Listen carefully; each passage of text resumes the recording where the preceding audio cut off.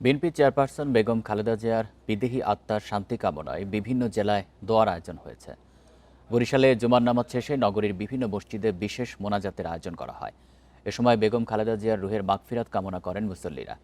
রাজশাহী মহানগরী ও জেলার অনেক মসজিদে জুমার নামাজের পর মিলাদ ও দোয়া হয়েছে। এতে অংশ নেন বিএনপি নেতাকর্মী সহ সাধারণ মুসল্লিরা। জুমার নামাজ শেষে খুলনা মহানগর বিএনপি ও এর অঙ্গ সহযোগী সংগঠনের উদ্যোগে টাউন মসজিদে বিশেষ দোয়ার আয়োজন হয়। চাঁদপুরে কোরআন খতম ও মোনাজাতের আয়োজন করে বিএনপি ও অঙ্গ সংগঠনের নেতাকর্মীরা।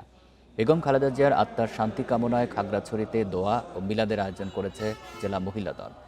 ফেনী, নাটোর, মোংলা সহ বিভিন্ন জেলাতেও দলের পক্ষ থেকে দোয়ার আয়োজন করা হয়।